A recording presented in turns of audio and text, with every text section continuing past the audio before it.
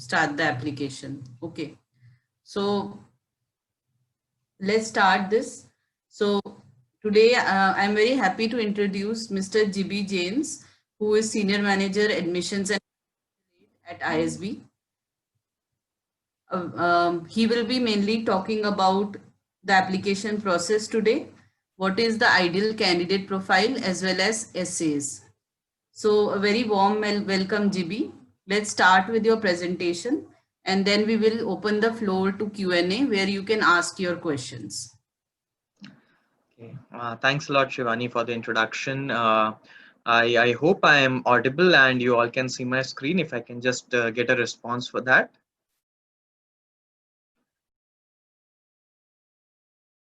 Okay. Now, if my screen is visible, can you just type the number 1?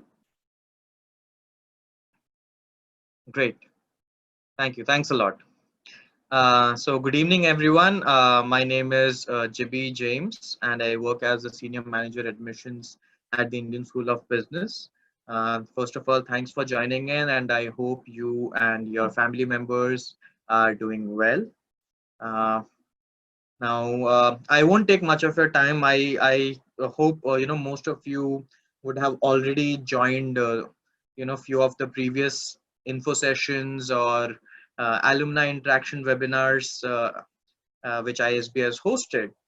So I won't be talking much about ISB as such, but what I'll be focusing on today is in terms of the application process and how is it that you can make your application stronger. So before I begin, let me just give you a very brief introduction about myself. As the Senior Manager Admissions at Indian School of Business, I take care of 4 major tasks. First is the admissions for the normal PGP process, which is the flagship 1-year management program at ISB, and which is for candidates who have 2+ years of experience. Second is admissions for the early entry option, which is for candidates between 0 and 2 years of experience. Third is the Young Leaders Program, which is for college students who are in their pre-final or final year of their college, be it undergraduate or postgraduate. And fourth is the international admissions.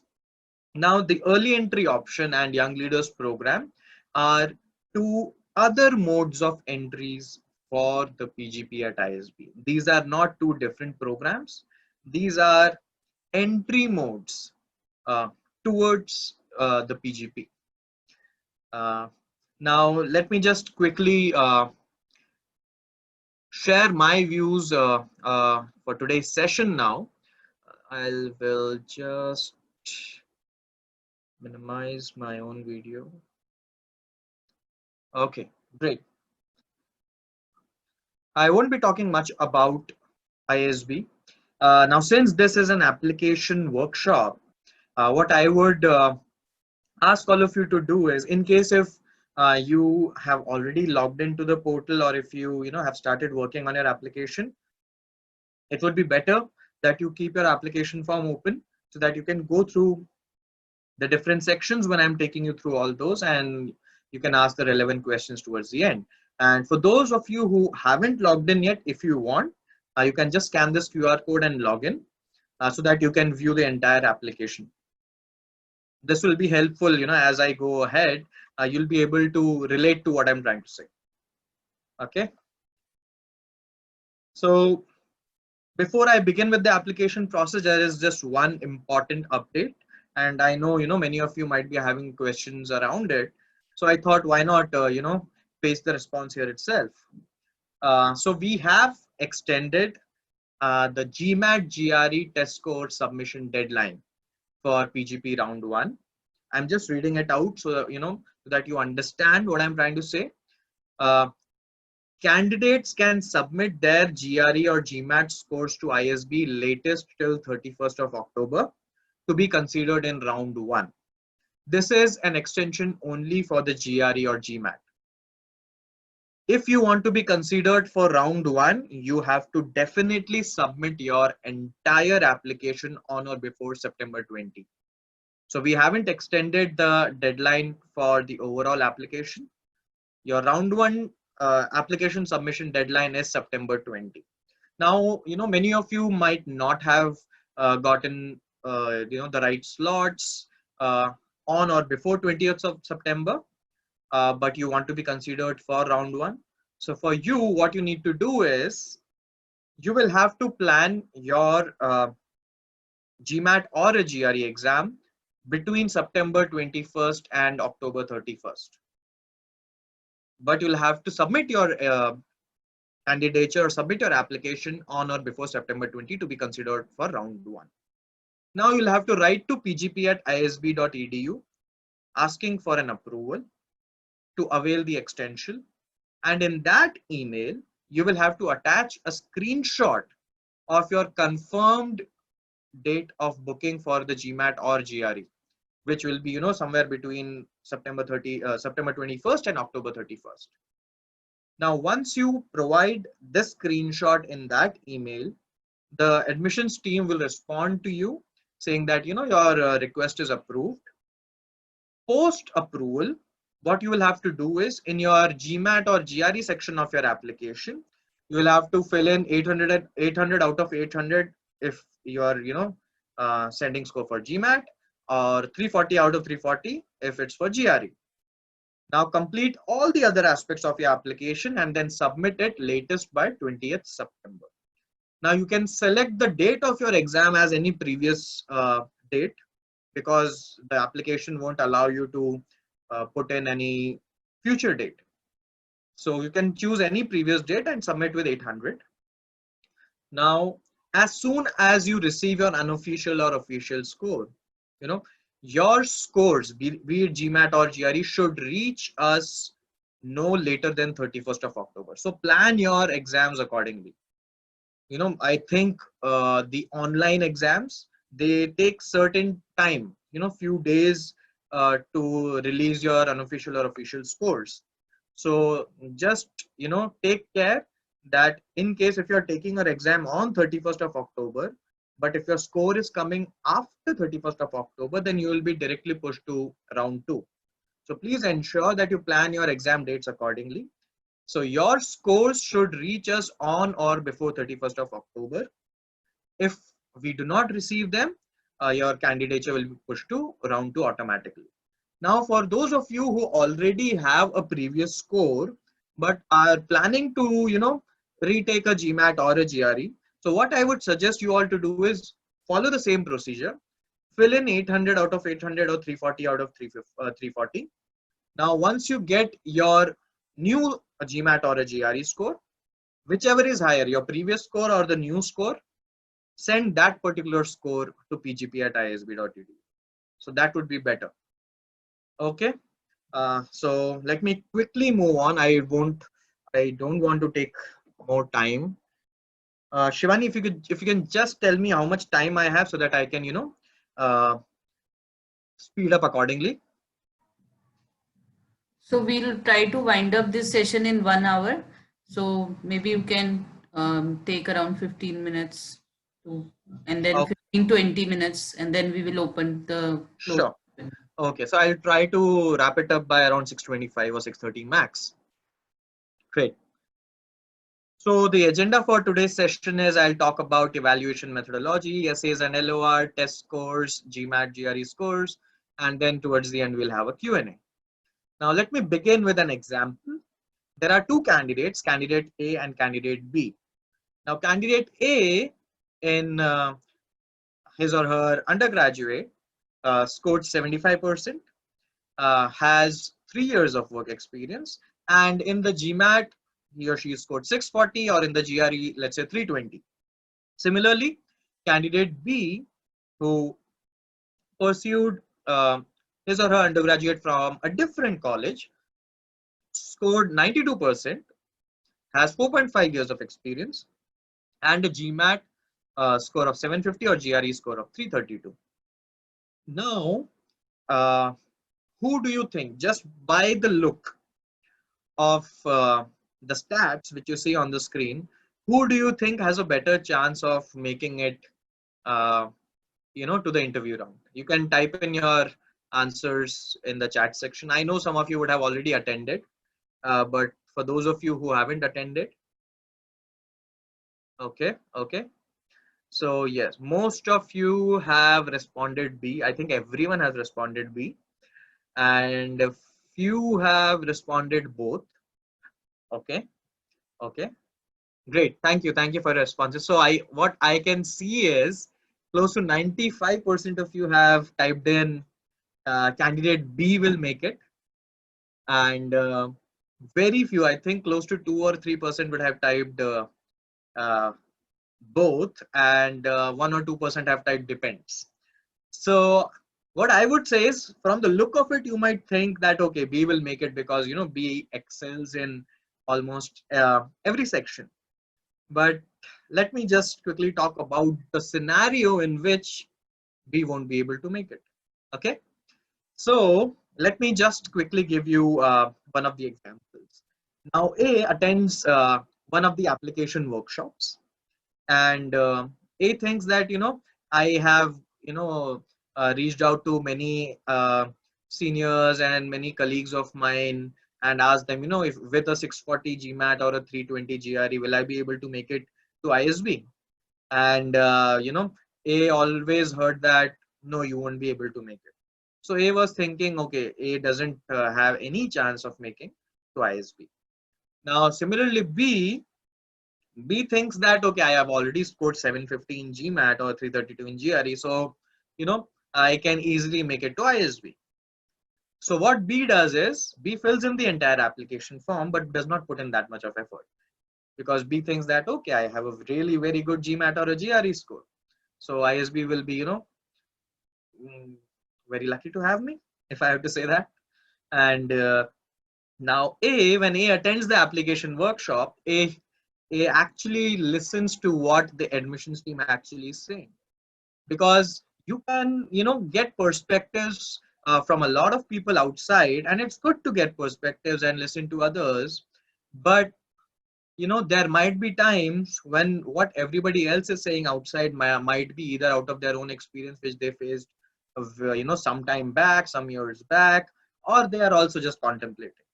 So it's always good to reach out to the official team or reach out to someone who you can trust and then ask your opinion. So now what A does is, A knows he or she has scored lesser in GMAT or a GRE and has a lower academic credential. But what A listens to in the application workshop is you have 6 different sections in your application form: academics, your work experience, your GMAT or a GRE score, your awards and achievements, your essays, and your recommendation. What A does is A works really very well on all the other aspects of the application. Whereas B was just thinking, okay, since I have a very good GMAT score, I should make it.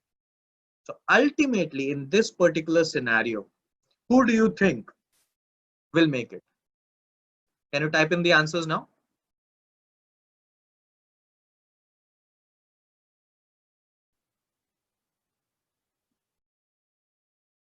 Great. So yeah, so I can see now the change of opinion a bit.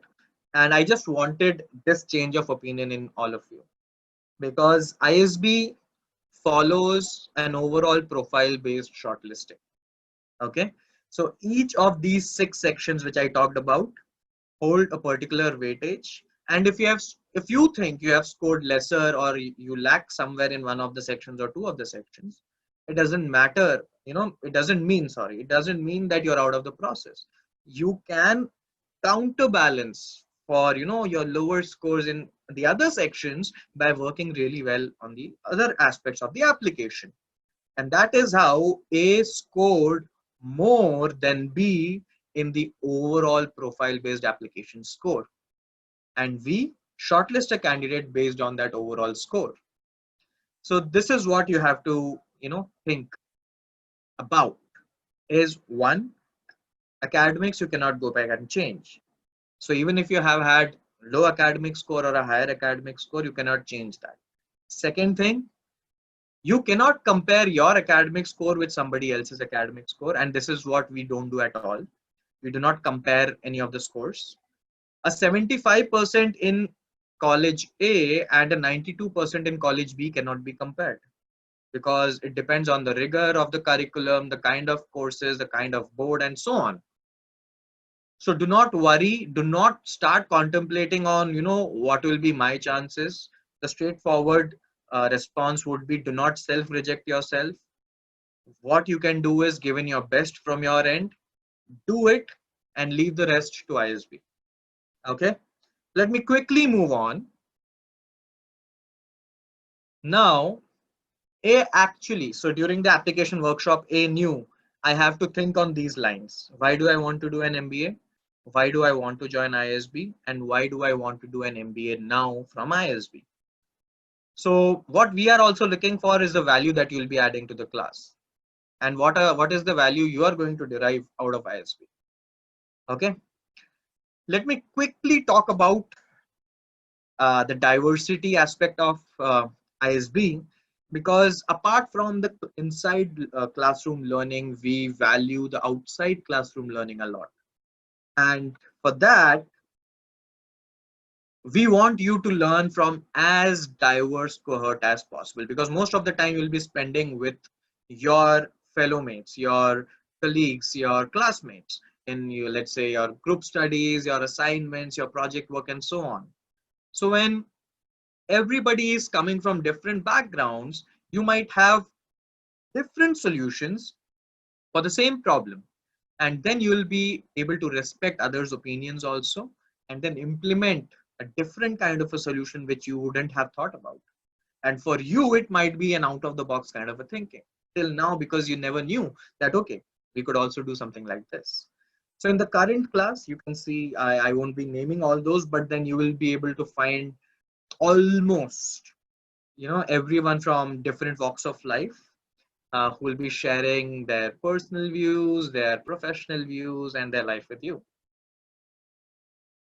Extending the diversity aspect, in the current class, we have 39% female candidates. The GMAT or a GRE score range which we have is 600, between 600 and 770 for GMAT, and between 311 to 334 for GRE. And this is for the last year batch, which we had. So every year it keeps changing. We also have a really very good mix of engineers versus non-engineers. We have 32% non-engineers in the batch, and average age is 26.25 years, and average work experience is 4.3 years, where the range is between 2 years and 20 years. Now the blue numbers and the green numbers are for the Hyderabad and Mohali campus respectively, and you would be, you'd be able to see that we do not differentiate between the two campuses. We follow the same kind of diversity across both the campuses. There are 3 modes of entries for the PGP. I've already talked about it, and I will take questions later on if we have questions about early entry option in Young Leaders program as well. Now let me quickly talk about what are the qualities which we look out for with the different sections. Let's quickly begin, because I think we have 10 more minutes, and post that we'll have Q&A.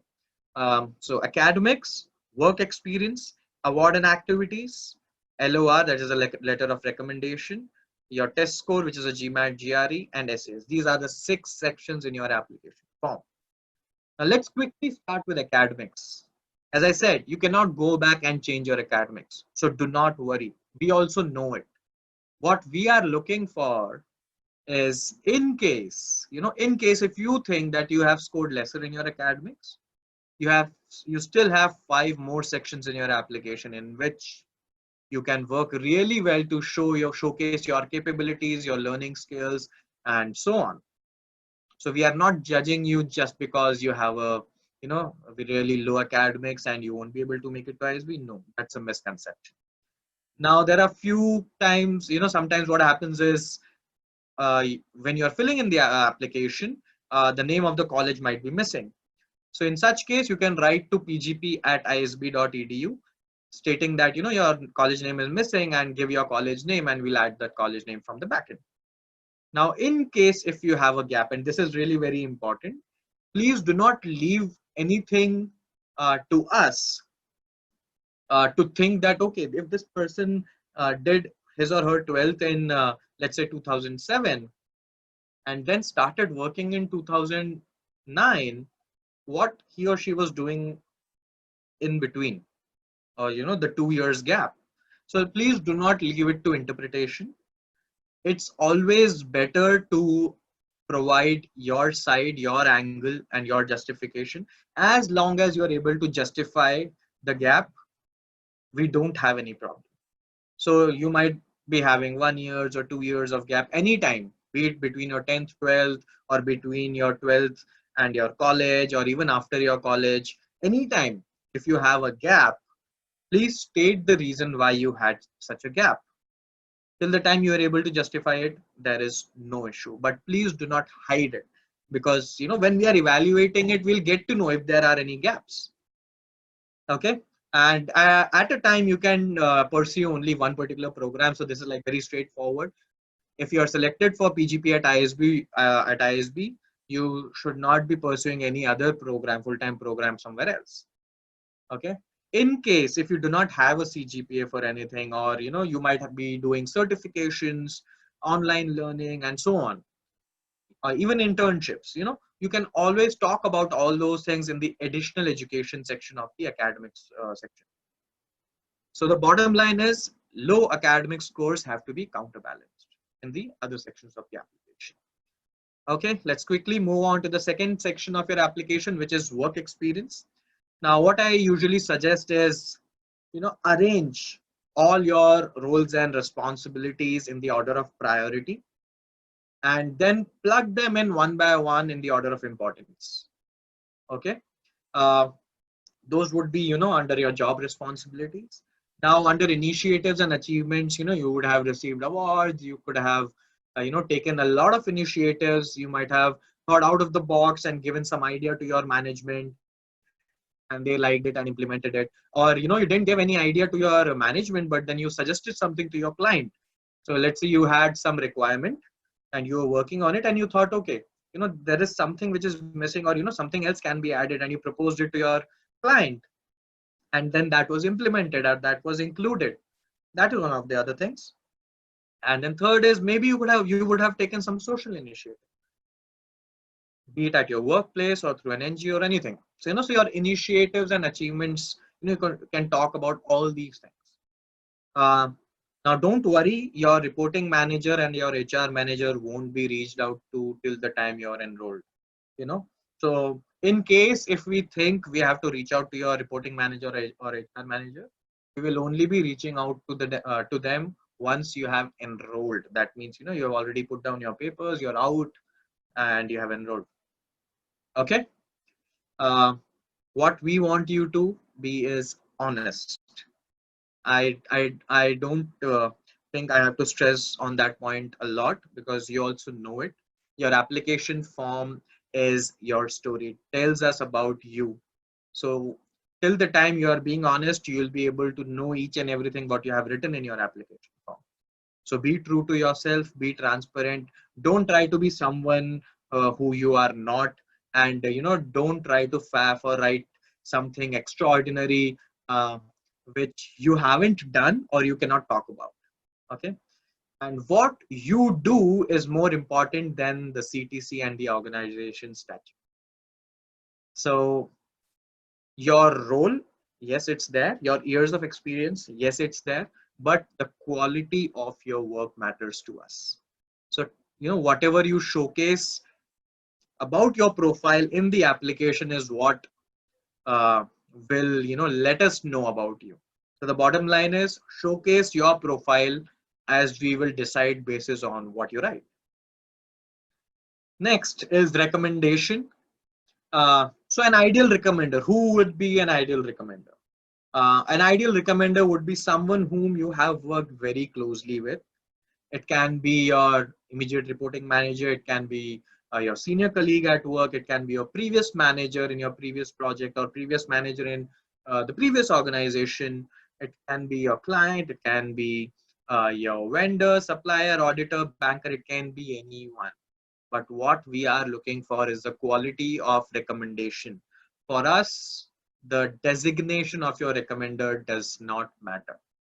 Please note this. Don't think that if the CEO of your company is writing a recommendation for you, you have an upper hand. No, that is not how the recommendation works here in the application form for ISB. In case, if you have worked really close with your CEO, then please go ahead and get a recommendation from him or her. But for us, what happens is when your recommender receives the recommendation link, they will have certain MCQ questions and certain subjective questions. But till the time, they are able to answer those subjective questions, it's good. But let's say if somebody whom you have not worked that closely with us is trying to answer those questions, they might sound very generic because they don't know, they can't give examples about it, and so on. So that's why it's really very important to get it from someone whom you have worked very closely with. There might be cases where your immediate reporting manager, you might not be having that good a relationship with him or her. So it's completely all right. I have given you different alternatives whom you can reach out to. In case if you are an entrepreneur or have your own family business, you can get a recommendation from a client, business partner, supplier, auditor, banker, and so on. So for any of you, you should not be getting a recommendation from a relative or a family member. So the bottom line is we go by the quality of evaluation than the seniority of the designation. Let me quickly move on to the test scores. The range of GMAT, I've already talked about this, is between 600 and 770. For GRE, it is between 311 and 334. I already gave you an example about candidate A and candidate B. Let me again talk about one more point. There was a candidate who scored 780 in GMAT and who was not selected. There was a candidate who scored 620 in GMAT who was selected. So now you should be knowing what is the importance of an overall application or building your application. So the next one is the essays. So, I will quickly, talk about what the essays should be comprising of. Most of you would be thinking that, okay, if I copy whatever I have written in my work experience and put it here, it will give a good impression. No, it won't give a good impression unless and until you think there is something or there is a point which has to be reiterated, then only use that particular point from your work experience section and put it in the essay section. If it's worth it, if you think, yes, I can talk about it here as well. Now, let's say, for example, if you talk in your essay, if you write, I was the youngest team member to lead the project where I had 3 years of work experience. I'm sorry. And the other team members had 8 to 10 years of work experience. Now, if you stop right there, do you think this particular statement is giving any insight to us about you? I would say no. You can use this particular statement in your work experience section. But in your essay section, what we are trying to look at is what were those qualities, those capabilities, those skill sets because of which you were selected, right? So we want you to talk about your qualities, capabilities, skill sets, outcomes, the learnings, each and everything that way in the essay section. Okay. And apart from that, it's not just the professional diversity which matters. It is also the personal diversity which matters. Once you join the program, you will be interacting with a lot of, your peer group. You'll be doing assignments together and, you'll be doing group studies and so on. There might be many situations where you might have heated arguments with them. Now, in order to resolve that particular issue, your technical skills are not going to come into it, but it's your personal attributes, your interpersonal skills, your soft skills, your conflict management skills, your ability to respect somebody else's opinion, your ability to accept that somebody else's suggestion or answer or solution might be more efficient than yours, and your ability to implement somebody else's efficient or more efficient solution on top of yours.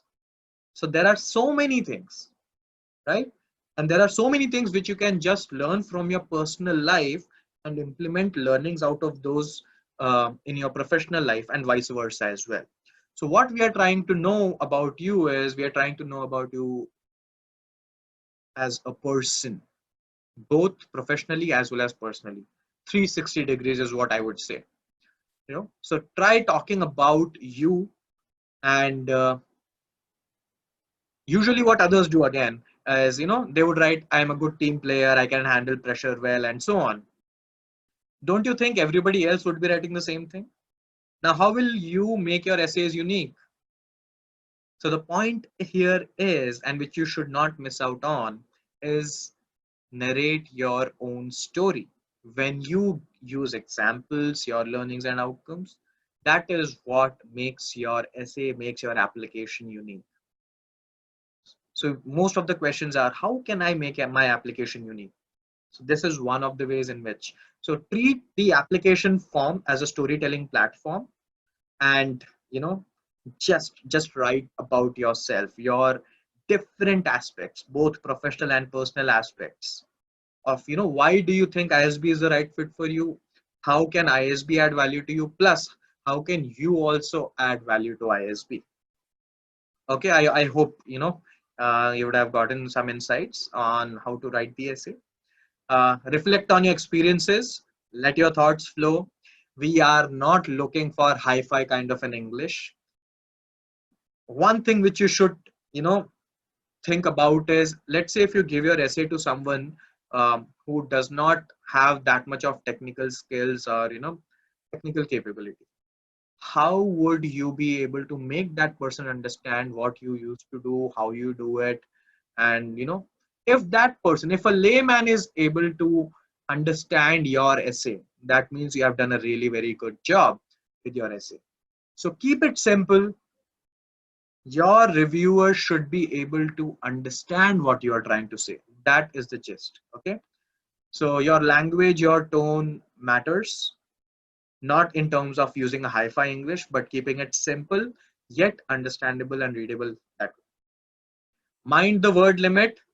You can still type beyond the word limit, but once the team is taking a printout of your application, only the words till the word limit will be printed. Beyond that, it won't be. So mind the word limit. Review your essays. I cannot emphasize more on this. Uh, you review yourself, get it reviewed from your senior or your friends. You can reach out to alum on LinkedIn, try getting it reviewed from them, and so on. And start working on your essays very early, because slowly, as soon as you start thinking on those lines, one day you write something, the next day or few days later you will think that, okay, I can add this also, maybe I should modify this also, and you'll keep bettering your essays. That okay. Now I've already talked about what will make your essay unique. It need not be from professional life only, it can be from personal life as well. uh, is the ISB right fit for you? I've already talked about all these. Now one of the other questions might be around your goals. you know you might have certain goals right now. Your goals might change once you join ISB. Your goals might even change once you leave ISB. That's completely all right. But if you haven't started thinking around that, what we want you to do is self introspect yourself, and start thinking on those lines. What is it that interests you more? What is it that you would want to do after some time? It can be within the same industry, it can be in a different industry, it can be in the same role, or it can be in a different role. Start thinking on those lines. This is the first part. Second is, what will you do and how much effort and what all efforts will you put in from your end to reach closer to that goal? Third is, how will ISB help you achieve or reach closer to your goal? Now, ISB offers you a lot of things. Apart from the classroom learning, you'll have, clubs and committees, social activities, sports, cultural activities, and so on. Case challenges, case competitions. There are so many things which you can, improve on, or which you can learn. So what I would suggest is, arrange each and everything in order. let's say for example your skills, capabilities, and your areas of improvement, and map all those with what ISB offers you. Let's say for example, if you love dancing, you can join a dance club and enhance that particular skill, or you can contribute to your peer group as well by teaching them a particular dance form. I'm just giving one of the examples, so I hope you are understanding what I'm trying to say. So what we are looking for is the clarity of thought. Again, don't be confused. If you think this is what you want to do, try linking it with what ISB offers, plus do your own research about it. For this particular role, what are the qualities and capabilities required, and start thinking on those lines. Okay. Now, one last point is in terms of the reapplicant essay.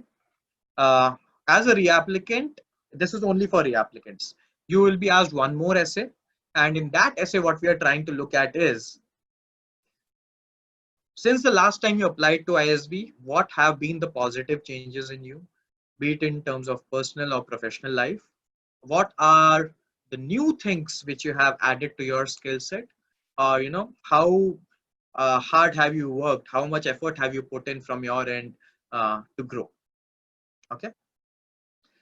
So the timelines, as I said, round one deadline is September 20. Round two deadline will be out soon, but it will be somewhere around January 1st or 2nd week. With this, I come to end of my presentation for the application workshop today. In case if you want to reach out to us, maybe I might not be able to answer all of your questions today, but you can reach out to us on these numbers and email ID as well. Just one thing, I know some of you might have the question that you have been sending out emailers and giving out calls to the team, but they are not responding. Uh, I would like to apologize first of all on the team's behalf, but just wait for a few days, let's say 2 days or so, because the inbox might be bombarded with a lot of emails from you all. So the team also will take some time to respond. And in case if you do not receive a response, you can anytime reach out to me on LinkedIn. My name is Jibby James, JIBBI JAMES, Jibby James, and I'll be happy to answer your queries there as well. So thanks a lot. Over to you, Shivani. Right, so that was very useful. I hope all of you have noted down the information, useful information that was given by GB in this webinar. Now we are open to questions now. So you can type in your questions. Meanwhile, I am just sharing some email IDs. This is Jamboree email ID and phone number.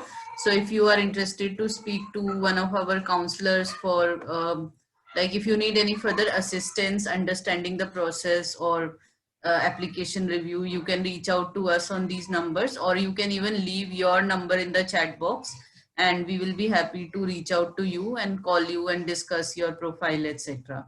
So over to questions now, and I can already see many questions which are typed in here. So I will just I will start with some questions. So some students have asked about rounds. So as GB, you have pointed out, there will be a round two. I think it will be around in Jan only. And I think Jan to 10th is what we are seeing the deadlines coming up on the internet at least. So are there any further rounds? Because last year, I think ISB also had a round three. So So we may or may not have round three. It depends again. We are monitoring the situations, and because of which there was some delay in figuring out the round two deadline as well.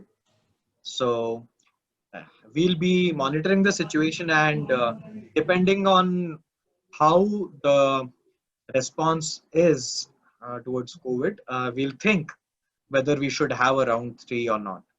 But as of now, round two is there. Round three, I don't know as of now. okay, and then there is a question about scholarships.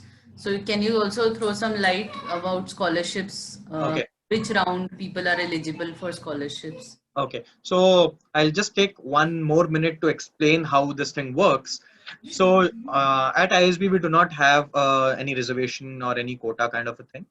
What we do is completely merit based in terms of offering you a scholarship. So how does this merit-based scholarship work? So as I said, you have your overall profile-based application score. Each section of your application form is weighted out of a particular score. Then using an algorithm, we combine each sectional score, and then a final profile score is generated, which is known as the pre-interview score. Now, based on this pre-interview score, it is arranged in a descending order. Then we decide, okay, till this particular lower limit, we'll be sending out the interview calls. Once you have your interview, you are again scored out of, we have a weighted score again. So your pre-interview score and your post-interview score, both are combined again using an algorithm, and a final merit-based score is generated. Now, at ISB, uh, we have the admissions committee, which takes the decision whether, which particular candidate to be offered a scholarship and so on. So when you have your overall merit-based score, the admissions committee, which comprises of one alum and one professor each from the four programs which we have at ISB.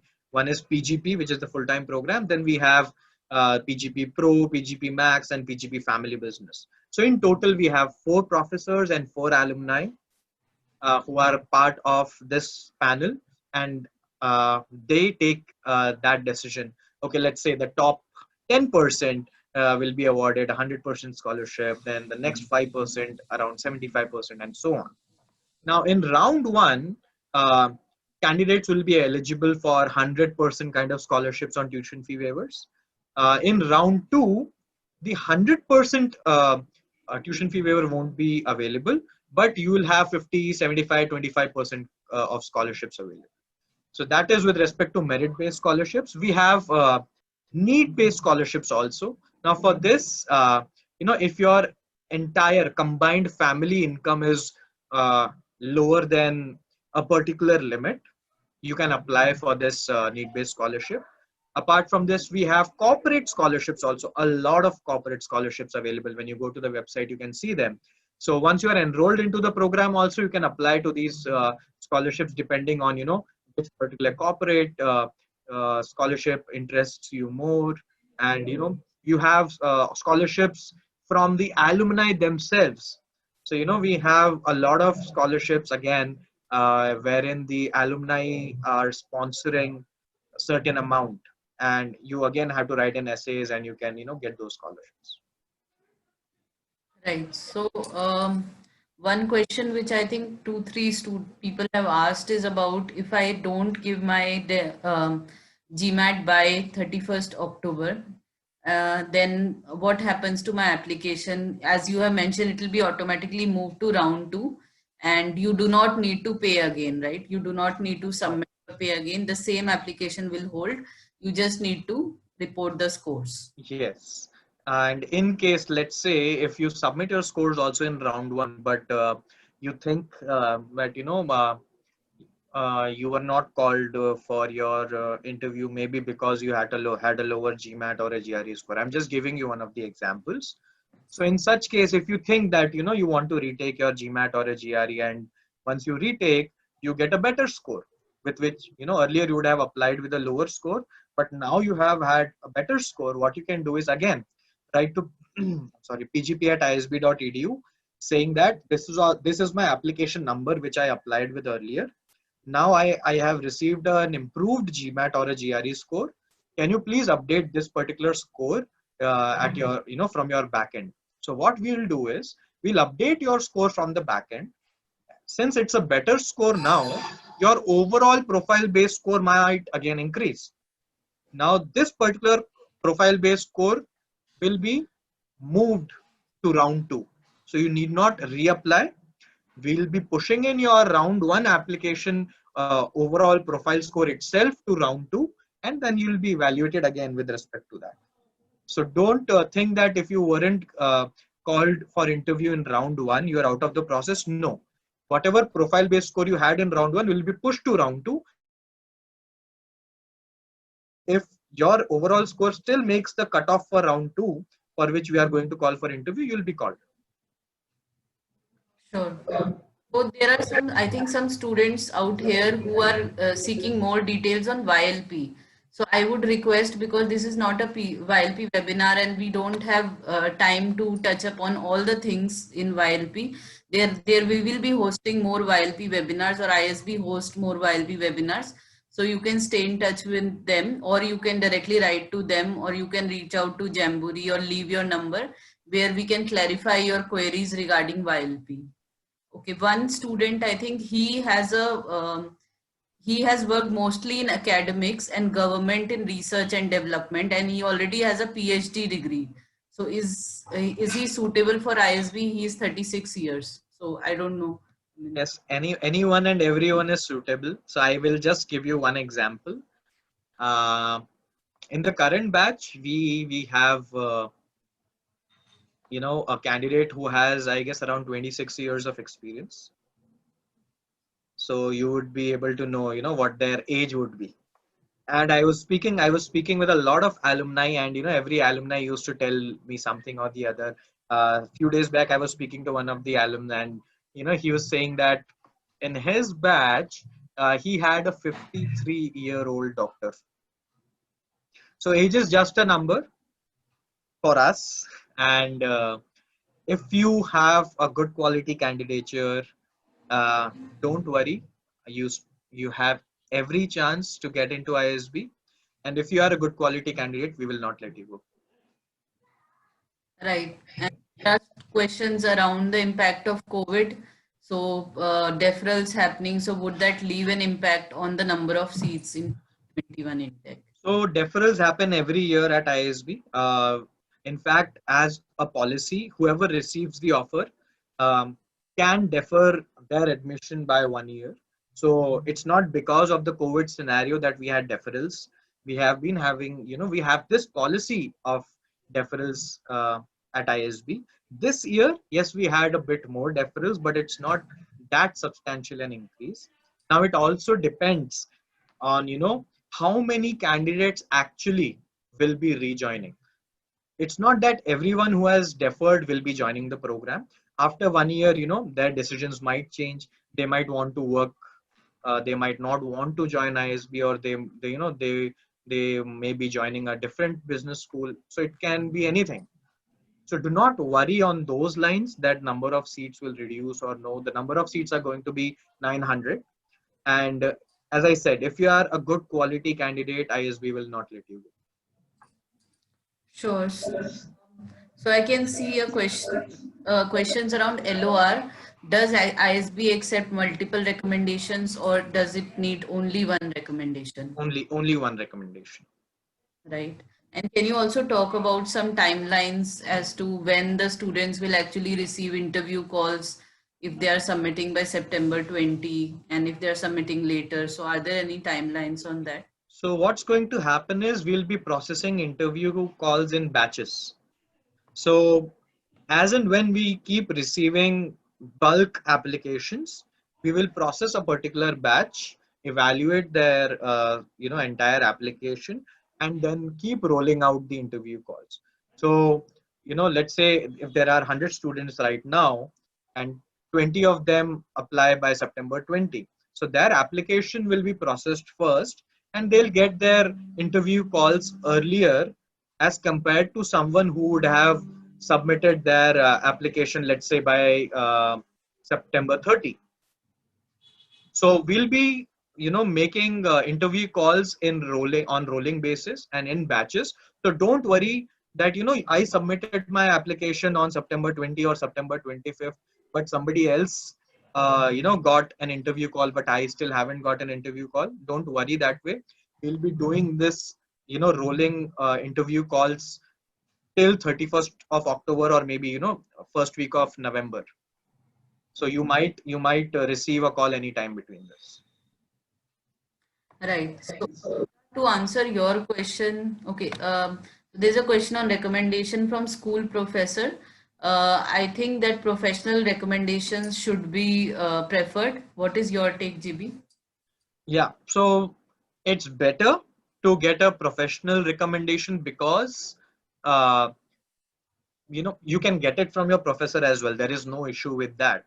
Now the only thing is, I don't know how well your professor would be knowing you professionally, right? He may be knowing you personally and he might be able to bring out those qualities in you, but I don't know how much they would be knowing you personally, sorry, professionally.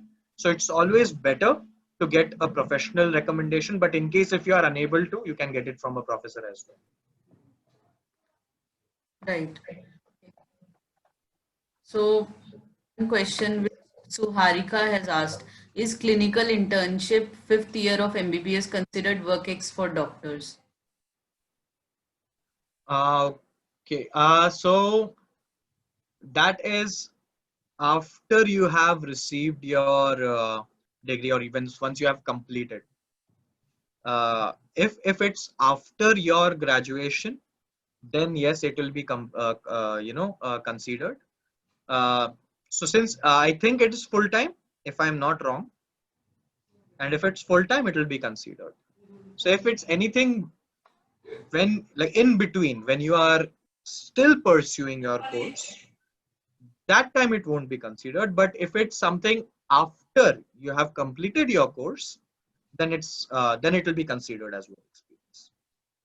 Right. So I think that answers many other questions about experience, like people asking about their work ex. So any experience which is after your graduation will be counted. If you are doing it along with your graduation, any kind of internship or work ex that you have, it will not be counted as a full-time work experience for ISB. Okay, then Nikhil has a question. I think he runs a small business together with a friend, ex-colleague, mentor. Can he be evaluator for Nikhil?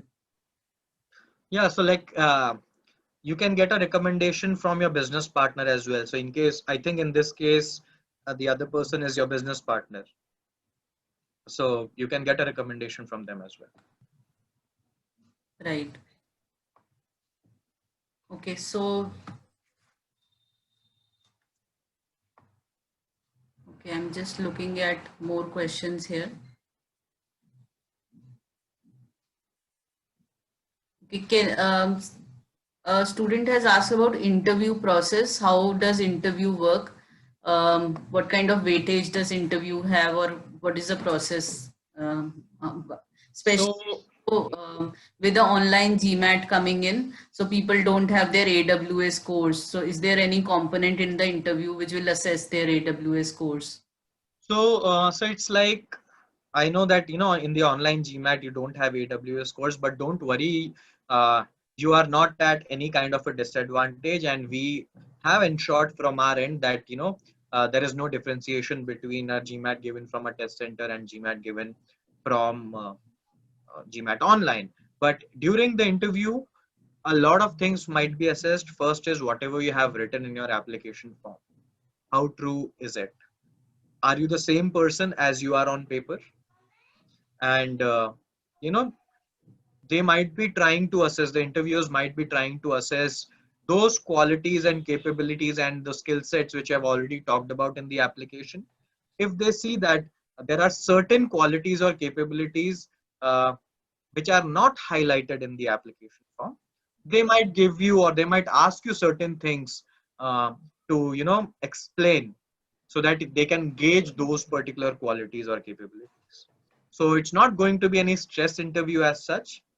uh, One thing which I would want to suggest is just be true to yourself, and do not just faff anything in your application form, and be thorough with what you have written in your application. First and foremost thing is that, because maybe you would have written something in your application just to get shortlisted, but if you don't know about that thing which you have written, it will come out during your interview, and it will leave a very bad impression. Sure, GB. So the one, I think one last, a few couple of last questions I'm going to take. Some students have, like I can see this question repeatedly coming, advantages of applying to R1 over R2. So again, as I said, there is no difference in R1 and R2 as such. R1 you have 100% scholarship also available. In R2 you won't have 100% scholarship available, but you'll still have 50, 75, 25% of scholarships available. Apart from this, usually who apply in R1? Who are already ready with their entire application. Now, in case if you think that you will be ready with your application by September 20, or you can extend your GMAT GRE and still give it a try to R1.